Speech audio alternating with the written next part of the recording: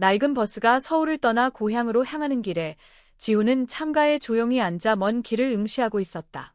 창밖에는 보리밭이 끝없이 펼쳐져 있었고 부드러운 햇살이 익숙한 풍경을 스치며 지훈의 마음속에 설명할 수 없는 설렘을 불러일으켰다. 발치에 놓인 작은 여행 가방에는 지훈의 모든 짐이 담겨 있었다. 몇 벌의 단순한 옷가지들, 낡은 일기장, 그리고 가장 사랑하는 할머니의 사진 한 장. 버스는 길가에 잠시 멈췄다. 그 순간 지훈의 시선이 나무 그늘 아래 웅크리고 앉아있는 한 할머니에게 머물렀다. 허름한 한복을 걸치고 새하얗게 센 머리카락이 주름진 얼굴을 덮고 있었다. 할머니는 떨리는 손으로 작은 가방을 쥐고 있었고 반쯤 감긴 눈은 마치 어두운 꿈속으로 스며드는 듯했다. 지훈은 가슴이 아릿해지는 것을 느꼈다. 그 모습은 마치 퍼즐 조각처럼 그를 어린 시절로 데려갔다. 할머니가 아직 계셨던 그때로. 할머니의 따뜻한 손길이 기억 속에 선명히 떠오르고 부드러운 목소리가 과거로부터 속삭이는 듯 울려 퍼졌다. 지훈아, 남을 돕는 이유는 그들이 필요해서가 아니라 내 마음이 옳다고 느끼기 때문이어야 한단다. 젊은이, 버스가 곧 출발해요. 운전기사 아저씨의 목소리가 그의 생각을 깨뜨렸다. 지훈은 고개를 살짝 끄덕였지만 시선은 여전히 할머니에게서 떠나지 않았다. 순간적으로 내려서 무언가를 하고 싶었지만 주머니 속 할머니 사진을 움켜쥔 손에 힘이 들어갔다. 할머니, 제가 할머니의 가르침대로 살 수 있을까요? 버스가 부드럽게 흔들렸다. 지훈은 창문에 머리를 기대고 반쯤 감긴 눈으로 바깥을 바라보았다. 길가에 앉아있는 할머니의 모습이 아직도 그의 마음에 남아 어린 시절의 기억 속으로 그를 데려갔다. 어려웠던 시절이었지만 사랑으로 가득했던 그 시절로 말이다. 어린 시절, 지훈은 경상도의 시골에 있는 낡은 한옥에서 할머니와 함께 살았다. 그 집은 산비탈에 자리 잡고 있었고 기와는 낡아 빛이 바랬으며 나무로 된 벽은 세월의 흔적을 고스란히 간직하고 있었다. 늦은 오후마다 보리밭에서 불어오는 바람은 따뜻한 흙내음을 실어왔다. 두 사람의 생활은 비록 소박했지만 따뜻한 정으로 가득했다. 지훈아, 일어나야지. 벌써 해가 떴단다. 우리 밭에 가서 채소를 따야 해. 할머니의 부드러운 목소리가 들려왔다. 지훈은 눈을 비비며 이른 아침의 서늘한 공기 속에서 이불을 박차고 일어났다. 할머니는 간단한 아침 식사를 준비해 두셨다. 따뜻한 흰쌀밥, 직접 담근 김치 몇 조각, 그리고 뜨끈한 채소국 한 그릇이었다. 화려한 음식은 아니었지만 할머니의 손길에서 느껴지는 따뜻함은 항상 지훈의 마음을 채워주었다. 그날 채소를 따고 돌아오는 길에 할머니와 지훈은 길가에 쓰러져 있는 한 남자를 발견했다. 그는 지친 모습에 다리에는 상처가 가득했고 옆에는 쓰러진 자전거가 있었다. 할머니는 급히 채소 바구니를 내려놓고 그에게 다가갔다. 아저씨, 괜찮으세요? 그 남자는 피곤한 얼굴로 고개를 들었지만 경계심에 가득 찬 표정이었다. 괜찮습니다. 그냥 가세요. 아무것도 필요 없습니다. 그는 차가운 목소리로 대답했다. 옆에서 지켜보던 지훈은 유야한 표정으로 그를 바라보았다. 얘 누군가의 도움을 거절하는지 이해할 수 없었다. 하지만 할머니는 미소를 지으며 주머니에서 깨끗한 손수건을 꺼내 조심스럽게 그의 상처를 닦아주었다. 아저씨가 아무것도 필요 없다고 해도 상처는 감아야 해요. 집으로 돌아가시는 길이 멀어 보이는데 이렇게 두면 위험할 겁니다. 그 남자는 말없이 할머니를 바라보았고 그의 눈에는 잠시 당황한 기색이 스쳤다. 할머니는 계속해서 부드럽게 말씀하셨다. 남을 돕는 건 당연한 일이에요. 아저씨는 아무것도 갚지 않아도 돼요. 단지 힘들 때 누군가 도와줄 사람은 항상 있다는 것만 기억하세요. 그날 저녁, 지훈은 작은 부엌에서 희미한 등잔불 아래 앉아 궁금한 듯 할머니께 물었다. 할머니, 예, 그 아저씨를 도와주셨어요. 우리도 형편이 넉넉하지 않은데 그 아저씨는 감사하다는 말도 안 했잖아요. 할머니는 미소 지으며 깊고 반짝이는 눈빛으로 대답하셨다.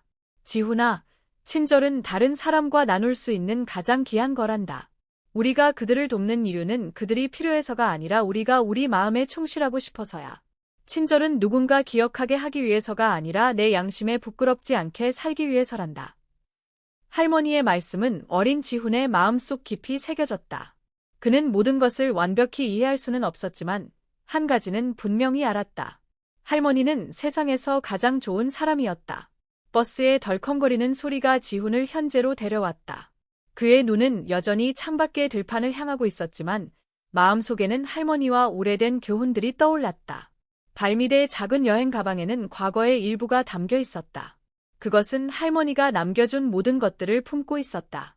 낡은 가족 사진, 한 장의 손수건, 그리고 서울로 떠나기 전 할머니가 건네주신 일기장이었다. 그는 그날을 똑똑히 기억했다. 할머니는 염려와 희망이 담긴 눈빛으로 그를 바라보며 말씀하셨다. 지훈아, 서울은 아주 큰 곳이란다. 거기서 너는 많은 사람과 만날 것이고 좋은 일과 나쁜 일을 모두 겪게 될 거야. 하지만 어디에 있든 친절은 내가 모든 어려움을 이겨낼 수 있도록 비춰주는 빛이 될 거야. 지훈은 주머니 속 손수건을 꽉 쥐었다. 길을 잃을 것 같을 때마다 그는 할머니의 말씀을 떠올렸다. 그는 자신에게 다짐했다. 나는 절대 할머니를 실망시키지 않을 거야. 버스가 작은 휴게소에 멈췄을 때 지훈은 내려서 물 한 병을 사러 갔다. 줄을 서 있던 중 그는 초라한 옷차림으로 구석에 웅크리고 있는 한 소년을 보았다. 소년은 지나가는 사람들을 조용히 바라보며 갈망이 담긴 눈빛을 하고 있었다. 지훈은 다가가 옆에 앉아 물었다. 배고프니? 내가 뭘 사줄까? 소년은 놀란 표정으로 고개를 들더니 살짝 끄덕였다. 지훈은 빵과 우유를 사서 소년에게 건넸다. 형, 고마워요. 그런데 왜 저를 도와주셨어요? 소년이 떨리는 목소리로 물었다. 지훈은 미소를 지으며 대답했다. 그냥. 그리고 누군가 내게 가르쳐줬거든. 남을 돕는 건 내 마음에 충실하기 위해서라고. 버스에 다시 오른 지훈은 창문을 통해 빵과 우유를 들고 있는 소년을 보았다. 그의 얼굴에는 밝은 미소가 떠올라 있었다. 지훈은 마음속에 따뜻함이 스며드는 것을 느끼며 속삭였다. 할머니, 저는 할머니가 가르쳐주신 대로 항상 옳은 일을 할 거예요. 버스는 다시 출발했고 할머니의 오래된 교훈과 함께 지훈의 길을 이어갔다. 서울에서 버스가 마지막 정류장에 도착했을 때 이미 어둠이 깔리고 있었다. 지훈은 낡은 캐리어를 끌며 버스에서 내렸다. 그의 눈은 네온 사인이 빛나는 화려한 도시를 향했다. 시끄러운 차량 경적 소리와 북적이는 사람들로 가득한 거리 속에서 그는 완전히 낯선 세계에 들어온 듯한 기분이 들었다. 서울은 고요한 산과 보리밭으로 둘러싸인 고향 경상도와는 완전히 달랐다. 지훈은 깊은 숨을 들이쉬며 스스로를 진정시키려 했다. 그는 주머니 속에 있는 할머니의 손수건을 꼭 쥐었다. 그 손수건은 모든 것이 잘 될 거야 라는 조용한 다짐처럼 느껴졌다. 지훈이 구한 하숙집은 마포구의 한 골목 깊숙한 곳에 있었다. 방은 단 5평, 약 16.5평방미터 크기로 곰팡이 자국이 여기저기 있는 벽과 삐걱거리는 싱글 침대가 전부였다. 지훈은 캐리어를 내려놓고 침대에 털썩 앉았다. 피곤함이 그의 온몸을 감쌌다. 서울에서의 삶에 온 걸 환영한다. 지훈. 그는 스스로에게 속삭이며 자신을 위로하고 다독였다. 다음 날 아침, 지훈은 바쁜 일정으로 하루를 시작했다. 오전에는 대학에서 수업을 듣고 오후에는 학교 근처의 작은 카페에서 아르바이트를 했다. 그의 일은 서빙, 설거지, 그리고 청소를 포함했다. 처음에는 설거지 때문에 손이 빨갛게 따갑고 오랜 시간 서 있어야 해서 발이 아팠다. 그러나 그는 불평하지 않고 묵묵히 견뎠다. 카페 사장인 민수 아저씨는 따뜻한 성품의 중년 남자였다. 그는 종종 지훈을 격려했다. 지훈, 힘들겠지만 넌 정말 성실하구나. 너 같은 사람은 반드시 성공할 거야. 하지만 대학에서는 친구들의 따가운 시선을 견뎌야 했다. 부유한 학생들은 종종 그를 동정 섞인 경멸의 눈빛으로 쳐다보았다. 어느 날 점심시간, 지훈은 학교 구석에 앉아 집에서 준비해 온 도시락을 열었다. 흰 쌀밥과 약간의 김치, 데친 채소가 전부였다. 옆자리에 몇몇 학생들이 비웃으며 말했다. 도시락을 싸왔네. 구내 식당에서 밥 살 돈이 없어서 그런 거 아냐. 그들의 웃음소리에 지훈은 고개를 숙였지만 감정을 드러내지 않으려 했었다. 그는 속으로 다짐했다. 나는 공부하러 왔지 이런 말들에 신경스러운 게 아니야. 어느 날 지훈은 자신이 어려운 학생들을 위한 구제 장학금 수혜자 명단에 이름이 올라간 것을 발견했다. 그의 심장은 설레었다. 그 돈은 경제적 부담을 덜어줄 수 있을 뿐만 아니라 할머니에게 조금이라도 송금할 수 있을 것이라. 다음 날 아침, 지훈은 할머니가 여러 번 꿰매준 단정한 셔츠를 입고 낡은 신발을 깨끗이 닦았다. 그러나 학교로 가는 길, 그의 시선은 길가에 앉아있는 한 할머니에게 멈췄다. 그 할머니는 낡은 한복을 입고 있었고 떨리는 손으로 구걸통을 들고 있었다. 주름이 깊게 패인 얼굴과 거에 감긴 눈은 피곤함을 드러냈다. 그 모습은 지훈에게 할머니를 떠올리게 하며 가슴을 아프게 했다. 도와야 할까? 하지만 장학금을 놓치면 할머니를 실망시키게 될 텐데. 지훈의 마음속에서는 고민이 끊임없이 오갔다. 그러나 그때 할머니의 부드러운 목소리가 마음속에서 울려 퍼졌다. 지훈아, 다른 사람을 돕는 건 그들이 필요해서가 아니라 내 마음에 따라 행동하는 거란다. 지훈은 깊게 숨을 들이쉬고 주머니 속에 있는 얼마 안 되는 돈을 꺼내 할머니의 통에 넣었다. 그는 조심스럽게 물었다. 할머니, 제가 더 도와드릴 일이 있을까요? 뭔가 더 해드릴 수 있을까요? 할머니는 흐릿한 눈으로 지훈을 바라보며 희미하게 미소 지었다. 고맙구나, 젊은이. 나 같은 노인을 위해 멈춰주는 사람이 많지 않단다. 그 미소는 지훈의 마음속에 작은 불빛을 켜는 듯했다. 그러나 학교에 도착했을 때 장학금 공지판은 이미 비어 있었다. 장학금은 모두 배분된 뒤였다. 지훈은 멍하니 서 있었다. 소중한 기회를 놓친 것 같아 안타까웠다. 집으로 돌아오는 길에 지훈은 다시 그 할머니를 우연히 마주쳤다. 이번에는 훨씬 건강해 보였고 발걸음도 더 힘차 보였다. 그 할머니의 눈빛은 마치 무언가를 전하고 싶어 하는 듯했다. 지훈은 서서 그 자리에 멈춰 섰다. 이상한 기분이 밀려들었다. 할머니의 모습과 할머니의 가르침이 마음속에서 계속 반복되며 끝없는 질문을 던지는 것 같았다. 내가 잘한 걸까? 지훈은 스스로에게 물었다. 그러나 마음 깊은 곳에서는 후회가 없다는 것을 알고 있었다. 그날 밤 지훈은 희미한 불빛 아래 책상에 앉아 낡은 일기장에 이렇게 적었다. 할머니, 오늘 큰 기회를 놓쳤지만 후회하지 않아요. 할머니가 가르쳐 주신 대로 했고 그것이 옳다고 믿어요.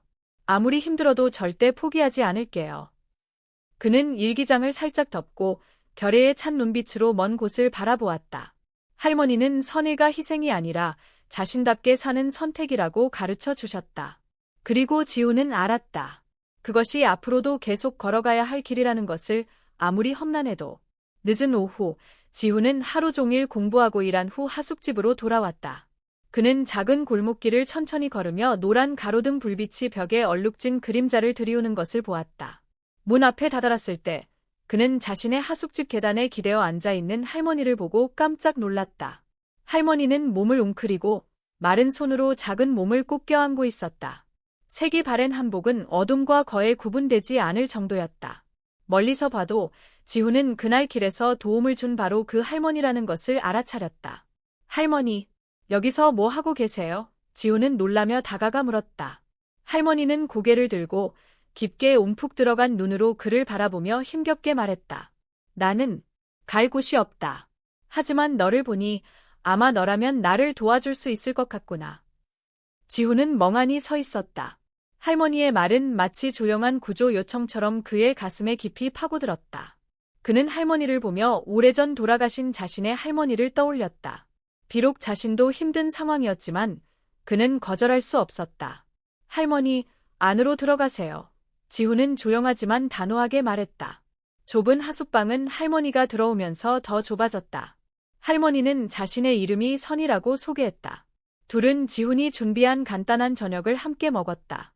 하얀 쌀밥, 김치, 그리고 계란 프라이였다.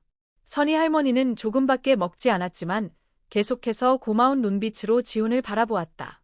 지훈아, 저녁 식사가 끝난 후 할머니가 천천히 입을 열었다. 어떻게 감사해야 할지 모르겠구나. 나는 가진 것이 아무것도 없는데. 할머니 그런 말씀 마세요. 지훈은 말을 끊으며 말했다.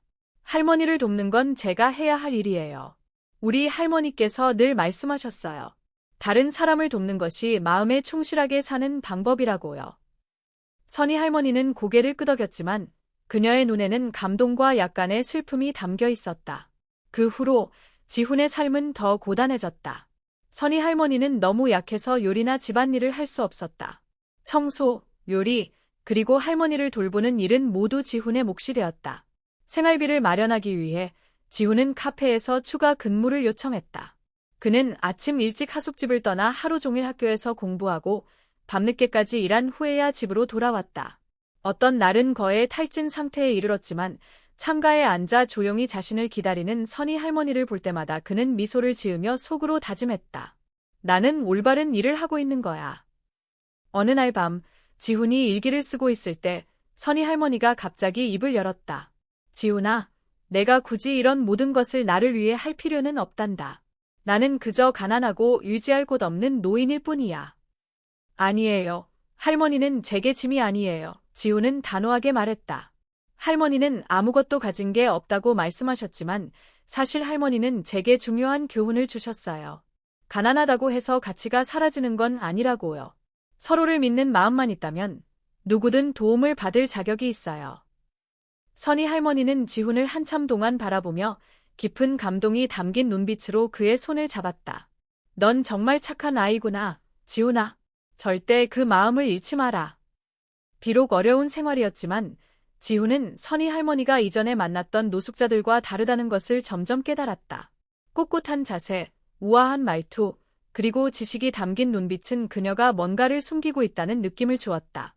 어느 날 아침, 지훈은 책을 하숙집에 두고 온 것을 깨닫고 예상보다 일찍 돌아갔다. 방에 들어서자 그는 선희 할머니가 낡은 여행 가방을 열고 작은 상자를 꺼내는 모습을 목격했다. 상자 안에는 정교하게 새겨진 반짝이는 금반지가 있었다. 지훈은 놀라움과 당혹스러움 사이에서 멈춰 섰다.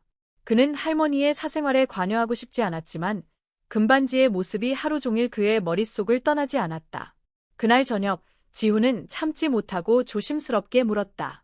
할머니, 오늘 그 가방 안에서 본 반지는 뭐예요? 선희 할머니는 잠시 놀란 듯했지만 곧 침착함을 되찾고 조용히 반지를 들었다. 그녀의 눈빛은 먼 곳을 응시했다.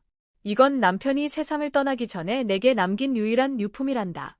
이 반지는 돈으로는 살 수 없는 우리의 사랑과 약속을 상징해. 그런데 그걸 팔아서 어려움을 해결하지 않으셨어요. 지훈은 궁금한 듯 물었다. 선희 할머니는 슬프지만 단호한 눈빛으로 대답했다. 지훈아, 세상에는 돈으로 값을 매길 수 없는 것들이 있단다. 때로는 추억을 간직하는 것이 배고픔을 채우는 것보다 더 중요할 때가 있어. 할머니의 말에 지훈은 아무 말도 할 수 없었다. 그는 이 작은 여인의 이야기에 깊은 존경과 공감을 느꼈다. 시간이 흘러가면서 지훈과 선희 할머니는 따뜻하고 고요한 시간을 함께 보냈습니다. 삶은 여전히 힘들었지만 지훈은 공부와 아르바이트를 병행하며 두 사람의 생계를 유지하는 데 익숙해졌습니다. 가끔 선희 할머니는 희미한 기억 속 이야기를 들려주곤 했습니다. 고인이 된 남편과 그녀가 사랑했던 아들에 관한 옛 이야기가 대부분이었습니다. 그러나 지훈이 더 깊이 묻고 싶을 때마다 할머니는 미소를 지으며 말했습니다. 과거의 일들은 가끔 되짚지 않는 것이 좋아. 이 말은 지훈에게 끊임없는 의문을 남겼습니다. 그는 할머니가 뭔가를 숨기고 있다는 것을 알았지만 할머니를 강요하고 싶지는 않았습니다. 어느 날 밤, 지훈은 야간 아르바이트를 마치고 늦게 하숙방으로 돌아왔습니다. 피곤한 몸으로 문을 열자 방 한가운데 서 있는 냉정한 표정의 하숙집 주인 아주머니를 보고 깜짝 놀랐습니다. 지훈, 이게 대체 무슨 일이야? 이 사람은 누구야? 얘 다른 사람을 방에 들였는지 나한테 말도 안 했어. 선희 할머니는 작은 침대 옆에 앉아 조용히 고개를 숙이고 있었습니다. 지훈은 서둘러 앞으로 나와 깊이 고개를 숙이며 말했습니다. 죄송합니다, 아주머니. 이분은 제 할머니세요. 할머니는 갈 곳이 없으세요. 제가 반값을 더 낼게요. 하숙집 주인은 눈살을 찌푸리며 팔짱을 끼고 말했습니다. 지훈, 내가 어려운 상황인 건 알지만 이 상황을 더 이상 봐줄 수 없어. 일주일 안에 20만 원을 준비하지 못하면 두 사람 다 방을 비워야 해. 그날 밤, 지훈은 책상 앞에 앉아 무거운 마음으로 낡은 일기장에 글을 적었습니다. 할머니, 서울에서의 삶이 점점 더 어려워지고 있어요. 어떻게 해야 선희 할머니를 계속 모실 수 있을지 모르겠어요. 하지만 할머니를 거리로 돌려보낼 수는 없어요. 희미한 조명 아래 선희 할머니는 걱정스러운 눈빛으로 지훈을 바라보았습니다. 그녀는 느린 목소리로 말했습니다. 지훈아, 나는 너에게 짐이 되고 싶지 않아. 필요하다면 내가 떠날게. 지훈은 고개를 들어 확신의 찬 목소리로 말했습니다. 아니에요, 할머니. 할머니는 짐이 아니에요. 제가 방법을 찾을게요. 아무리 힘들어도 할머니를 거리로 내보내지는 않을 거예요. 그 후로 지훈은 쉬지 않고 일했습니다. 그는 작은 식당에서 추가로 아르바이트를 구해 밤늦게까지 일했습니다. 매일 수백 개의 접시를 닦느라 손은 피투성이가 되었고 발은 뻐근했지만 지훈은 멈추지 않았습니다. 몸이 점점 지쳐가도 말입니다. 어느 늦은 밤, 지훈은 피곤한 몸으로 하숙방에 돌아왔습니다. 방에 들어서자 손이 할머니가 창가에 앉아 작은 나무 상자를 손에 든 채 먼 곳을 바라보고 있었습니다. 그녀의 입술은 미세하게 움직이며 무언가를 속삭이는 듯했습니다. 할머니, 누구를 그리워하세요? 지훈은 조용히 물었습니다. 할머니는 돌아보지 않고 부드럽게 대답했습니다. 내가 잃어버린 것들이 그리울 때가 있어. 하지만 모든 일에는 이유가 있다고 믿어. 지훈은 할머니 옆에 앉아 그녀의 눈에서 깊은 슬픔을 느낄 수 있었습니다.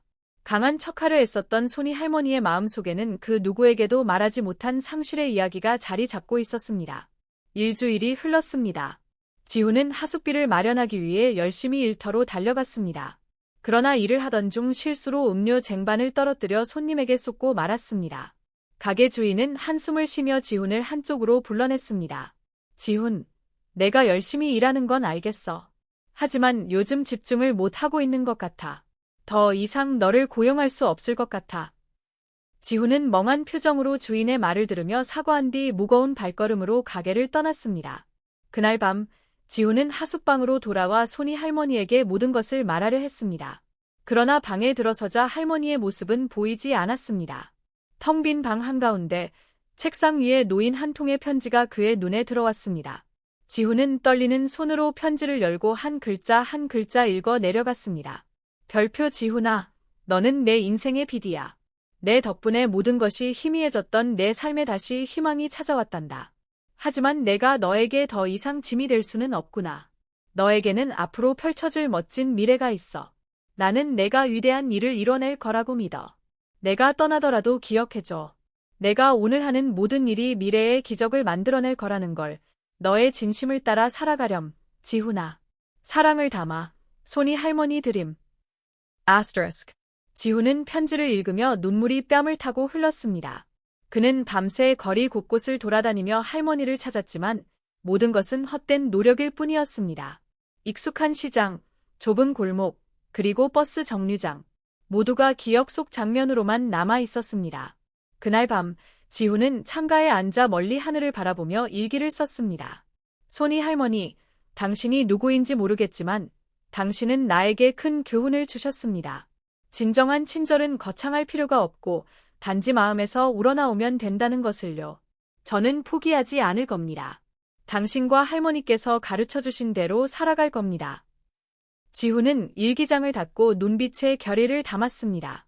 손이 할머니는 떠났지만 그녀는 지훈의 마음에 따뜻한 불씨를 남겼습니다. 그 불씨는 그를 앞으로 나아가게 하는 원동력이 되었습니다. 시간이 지나면서 지훈은 일상으로 돌아갔다. 손이 할머니가 더 이상 곁에 없었지만 그는 여전히 공부하고 일하며 친절함이 좋은 일을 가져다 줄 것이라는 믿음을 잃지 않았다. 그러나 할머니에 대한 그리움은 여전히 그의 마음 한 구석에 조용히 남아 있었다. 어느 날 아침, 지훈은 자취방 앞 우편함에서 낯선 편지를 받았다. 우아하게 디자인된 봉투에는 이렇게 쓰여 있었다. 빛의 자선단체 초대장. 지훈이 편지를 열어보니 안에는 아름답게 디자인된 카드가 들어 있었다. 기하의 따뜻한 마음과 희생에 깊이 감사드립니다. 이번 감사 행사는 인류애의 가치를 지역사회에 전파한 분들을 기리기 위해 마련되었습니다. 저희와 함께 특별한 감사를 받아 주시길 바랍니다. 편지를 읽은 지훈은 멍하니 앉아 있었다. 자신이 왜 이런 초대를 받았는지 도저히 이해할 수 없었다.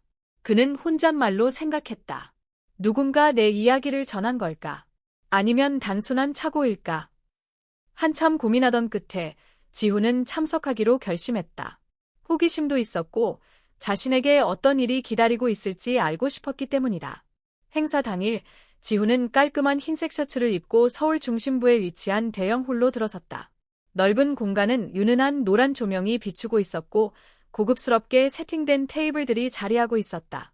지훈은 세련되게 차려입은 손님들 사이에서 자신이 낯설게 느껴졌다. 그는 조용히 한쪽 구석에 자리를 잡고 무대를 바라보았다. 사회자가 프로그램을 소개한 뒤 대형 화면에서 짧은 동영상이 상영되기 시작했다. 지훈은 집중해서 영상을 보다가 첫 장면부터 심장이 찌릿한 감정을 느꼈다. 영상은 젊은 청년이 자신의 구호품을 노숙자인 할머니에게 양보한 후 그녀를 작은 자취방으로 데려가는 이야기를 담고 있었다. 감동적으로 재현된 장면들, 길가에 서서 고민하는 청년과 힘겨운 표정을 짓고 있는 할머니, 두 사람이 작은 방에서 함께 식사를 나누는 모습, 그리고 청년이 할머니를 위해 힘들게 일하는 모습까지. 이건 나잖아. 지훈은 중얼거리며 믿을 수 없다는 듯 눈을 크게 떴다. 영상이 끝나자 홀 전체는 몇 초 동안 정적이 흘렀고 곧 이어진 끊임없는 박수 소리가 공간을 가득 채웠다. 지훈은 그 자리에 멍하니 앉아 있었다. 감동과 놀라움이 뒤섞인 감정 속에서 그의 뺨 위로 눈물이 조용히 흘렀다. 그 어려웠던 시간들, 할머니의 가르침, 그리고 손이 할머니가 떠나던 모습이 생생히 떠올랐다. 행사가 끝난 후 한 젊은 직원이 지훈에게 다가와 조용히 말했다. 지훈님, 특별히 만나고 싶어 하시는 분이 계십니다.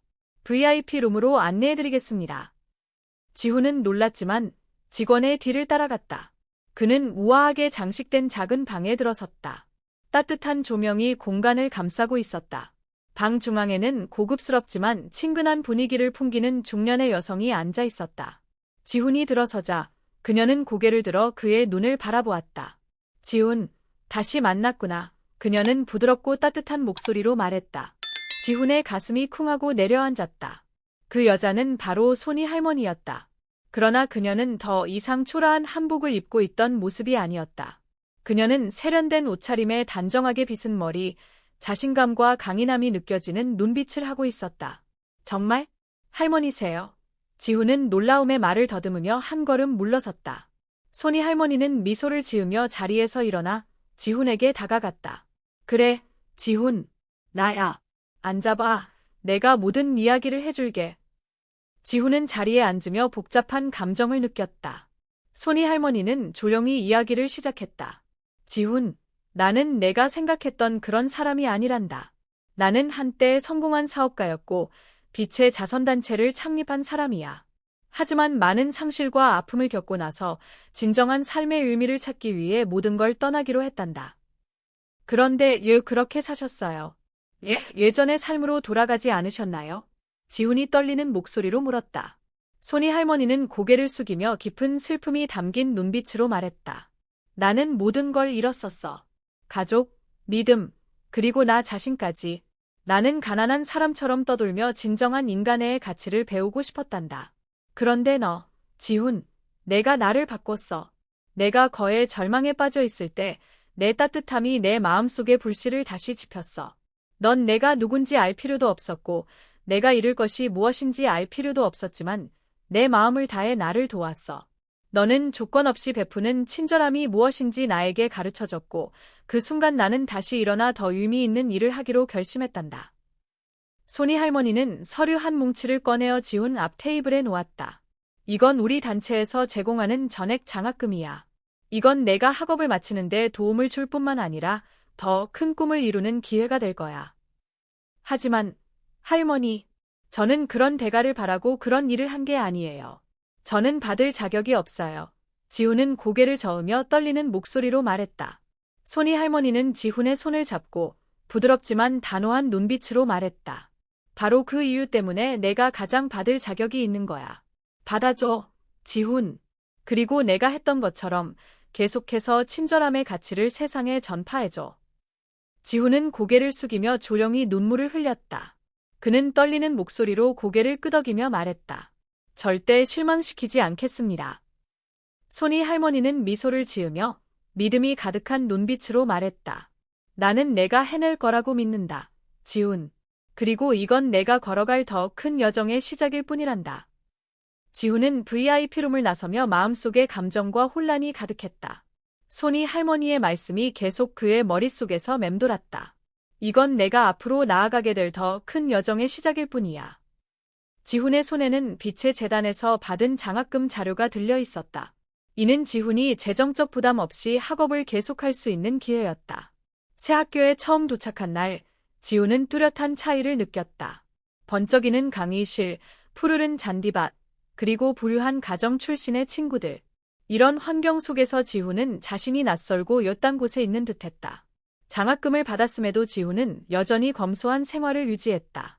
그는 매일 직접 도시락을 준비했고 여러 번 꿰매 입은 낡은 옷을 입고 다녔다. 어느 날 점심시간 지훈이 학교 구석에서 혼자 앉아 흰쌀밥, 김치, 몇 조각의 고기로 간단히 싸온 도시락을 먹고 있을 때였다. 한 무리의 친구들이 지나가며 한 남학생이 비싼 운동복을 입고 비웃었다. 쟤 도시락 먹는다. 장학금으론 밥밖에 못 사나 보네. 그들의 웃음소리에 지훈의 얼굴이 뜨겁게 달아올랐다. 하지만 그는 깊게 숨을 들이마시며 고개를 숙이고 계속 먹었다. 마음속으로 다짐했다. 난 여기 공부하러 왔어. 이런 비웃음에 신경 쓰지 않을 거야. 학교 과제 또한 만만치 않았다. 교사들은 팀워크와 창의적 사고를 요구하는 대규모 프로젝트를 자주 부여했다. 성실히 노력했지만 팀에 합류하려 할 때마다 거절당하기 일쑤였다. 어느 날 수업 시간에 교사는 사회적 해결책과 관련된 연구 프로젝트를 발표했다. 지훈은 흥분하여 참여하고 싶다고 제안했지만 반의 한 우수 학생이 냉담히 거절했다. 지훈, 내가 뭘 할 수 있다고 생각하니? 우리는 팀 성적을 떨어뜨릴 사람이 아닌 진짜 기여할 사람이 필요해. 지훈은 조용히 앉아 있었지만 수치심이 북받쳤다. 그러나 그는 열등감에 휩싸이지 않으려 결심했다. 그는 자신이 장학금에 합당할 뿐만 아니라 모든 편견을 극복할 수 있음을 증명하고자 했다. 지훈은 밤늦도록 도서관에 남아 자료를 읽고 연구하며 자신만의 작은 프로젝트를 시도했다. 어느 날 교사가 공동체 개선 아이디어에 대한 발표를 요청했을 때 지훈은 용감히 나섰다. 그는 자신의 어린 시절 경험을 바탕으로 한 빈곤 아동을 위한 무료 교육 프로그램에 대해 발표했다. 처음에는 떨리는 목소리로 시작했지만 점점 더 힘있게 말했다. 저는 손에 아무것도 없는 아이였습니다. 하지만 저는 좋은 사람들의 도움을 받을 수 있는 행운을 가졌습니다. 우리가 함께하면 다른 아이들에게 더 많은 기회를 줄 수 있습니다. 이내는 사치가 아니라 모든 사람의 책임입니다. 지훈이 발표를 마치자 교실은 몇 초간 조용해졌다. 그러다 점점 퍼지는 박수 소리가 들렸다. 그 중에는 반에서 지훈을 무시했던 민수도 있었다. 민수는 수업이 끝난 뒤 지훈에게 다가와 말했다. 내가 너를 잘못 봤던 것 같아. 넌 단지 공부만 잘하는 게 아니라 큰 마음을 가진 사람이야. 그 아이디어에 도움이 필요하면 내가 함께할게. 그날 이후로 지훈은 자신을 지지하는 친구 그룹을 갖게 되었다. 그들은 함께 공부하고 의견을 나누며 프로젝트를 돕기 시작했다. 하지만 지훈은 자신의 원래 목표를 잊지 않았다. 그것은 바로 손이 할머니와 자신의 할머니처럼 인애를 전파할 수 있는 사람이 되는 것이었다. 어느 날 지훈은 손이 할머니에게 전화를 받았다. 할머니의 따뜻한 목소리가 들려왔다. 지훈아, 어떻게 지내니? 새 학교에 적응했니? 괜찮아요. 할머니, 최선을 다하고 있어요. 지훈은 자신감에 찬 목소리로 대답했다. 저는 제가 가고 싶은 길을 찾은 것 같아요. 이 기회를 더 의미 있는 일을 위해 사용하겠다고 약속했잖아요. 손이 할머니는 부드럽게 웃으며 말씀하셨다. 난 항상 내가 잘 해낼 거라고 믿는다. 그리고 기억해라. 난 이 여정에서 항상 너와 함께할 거야. 기말 시험이 다가오자 지훈은 공부에 모든 시간을 쏟아부었다. 그의 노력은 시험 결과가 발표되면서 보상받았다. 지훈은 응용수학 과목에서 반에서 최고 점수를 받았다. 이 과목은 심지어 우수한 학생들도 어려워하는 과목이었다. 교사가 결과를 발표하자 반 전체는 놀라움에 잠시 정적에 빠졌다가 이내 박수갈채를 보냈다. 지훈은 일어나 감사 인사를 했다. 그의 눈에는 지난 고난의 나날들이 떠오르며 감동의 눈물이 맺혔다. 수업 후 담임 선생님은 지훈을 불러 어깨에 손을 얹고 자랑스러운 목소리로 말했다. 지훈, 너는 노력과 인내의 본보기야. 학교에서 특별 인턴십 프로그램이 있는데 너도 참여를 고려해보는 게 좋을 것 같아. 이는 내가 더 멀리 나아갈 수 있는 기회일 거야. 그날 저녁 지훈은 오래된 일기를 꺼내 썼다. 할머니, 손이 할머니, 저는 두 분이 믿어주셨던 그 길을 걷고 있습니다. 절대 포기하지 않을 거예요. 제가 배운 모든 것을 사용해 다른 사람들에게 희망을 전하겠습니다. 저도 한때 도움을 받은 것처럼요. 주말의 어느 오후, 지훈은 기숙사 창가에 앉아 맑고 푸른 하늘을 바라보고 있었다. 최근의 성공은 그를 자랑스럽게 만들었지만 그의 마음속에는 고향 경상에 대한 그리움이 여전히 가시지 않았다. 할머니, 푸른 보리밭, 그리고 가난했지만 사랑이 가득했던 시절의 추억이 그의 마음속에 계속 떠올랐다. 지훈은 일기를 꺼내 빈 페이지를 펼치고 적기 시작했다. 할머니, 언젠가 제가 고향에 돌아가 의미 있는 일을 하겠다고 약속했었죠. 이제 그 약속을 지킬 때가 온 것 같아요. 지훈은 핸드폰을 들고 손이 할머니의 번호를 눌렀다. 전화 너머로 익숙한 목소리가 들리자 지훈은 조용히 말했다. 할머니, 제가 경상으로 돌아가 프로젝트를 시작하려고 해요. 고향의 가난한 아이들을 위해 무료 교육센터를 세우고 싶어요. 할머니 생각은 어떠세요? 손이 할머니는 몇 초 동안 침묵하더니 따뜻한 목소리로 답했다. 지훈아, 너는 나뿐만 아니라 이 마을 모두의 자랑이란다. 그것이 내가 정말 하고 싶은 일이라면 내가 최선을 다해 도와줄게. 계획을 세워보렴. 내가 너를 도와줄게. 그 후 며칠 동안 지훈은 계획을 세우기 시작했다. 그는 밤을 새우며 구체적인 제안서를 작성했다. 장소 선정, 자금 조달, 교육 프로그램 설계 등 모든 세부 사항을 신중히 준비했다. 그의 제안서는 단순히 지식을 가르치는 데 그치지 않고 아이들의 자신감을 키워주는 삶의 기술 개발을 목표로 삼았다. 모든 준비가 끝난 후 지훈은 손이 할머니와 함께 고향으로 돌아갔다. 경상으로 가는 버스에서 그는 어린 시절의 기억이 떠오르며 감회가 새로웠다. 창밖으로 보이는 끝없이 펼쳐진 보리밭을 보며 그의 마음은 벅차올랐다. 지훈의 고향 마을에서 그의 귀환은 사람들에게 놀라움과 기쁨을 안겨주었다. 이웃들은 따뜻한 미소와 자부심 어린 눈빛으로 그를 맞이했다. 한 할머니가 조용히 말했다. 지훈아, 너 정말 많이 컸구나. 내가 낡은 여행 가방을 들고 이 마을을 떠나던 날이 아직도 기억난다. 이제 이렇게 큰 꿈을 안고 돌아오다니 마을 사람들이 너를 얼마나 자랑스러워하는지 몰라. 지훈은 고개를 숙여 감사 인사를 전하며 깊은 감동을 느꼈다. 마을 회관에서 열린 모임에서 지훈은 마을 주민들 앞에 서서 교육센터에 대한 아이디어를 발표했다. 따뜻하지만 열정 가득한 목소리로 그는 말했다. 저는 이곳에서 가난한 아이로 자라며 큰 꿈을 꾸지 못했습니다. 하지만 저를 도와준 분들 덕분에 교육이 인생을 바꿀 수 있는 길이라는 것을 깨달았습니다. 이 센터는 아이들이 더 나은 교육 기회를 얻어 미래를 놓치지 않도록 돕는 곳이 될 것입니다. 손이 할머니도 일어나 지훈의 말을 이어갔다. 지훈이는 우리 마을의 자랑일 뿐만 아니라 사랑과 교육이 한 사람의 인생을 어떻게 변화시킬 수 있는지를 보여주는 살아있는 증거입니다. 우리가 함께한다면 이 기적을 반드시 이룰 수 있을 것입니다. 마을 사람들은 뜨거운 환호로 지지를 표했다. 한 할아버지는 신 목소리로 말했다. 지훈아, 내가 이 일을 한다는 것은 아이들뿐만 아니라 마을의 미래를 위한 일이야. 우리가 널 돕기 위해 최선을 다할게. 프로젝트는 많은 어려움 속에서 시작되었다. 마을 주민들은 자발적으로 땅을 파고 기초를 쌓고 주변에 나무를 심으며 센터 건축에 힘을 보탰다. 여성들과 아이들도 함께 정리를 도우며 마을 전체가 하나가 되었다. 그러나 가장 큰 문제는 자금이었다. 지훈은 자신의 모든 저축을 쏟아부었지만 건축 자재를 구매하기에는 여전히 부족했다. 그는 자선단체와 연락하고 소셜미디어에 도움을 요청하는 글을 올렸지만 즉각적인 성과는 없었다. 어느 날 비용 계산에 골몰하던 지훈에게 손이 할머니가 후원자 몇 명과 함께 나타났다. 할머니는 그의 어깨에 손을 얹고 부드럽게 말했다. 지훈아, 너는 혼자가 아니야. 내가 내 이야기를 그분들에게 전했더니 너를 돕고 싶어 하셨단다. 걱정 마렴. 우리가 해낼 거야.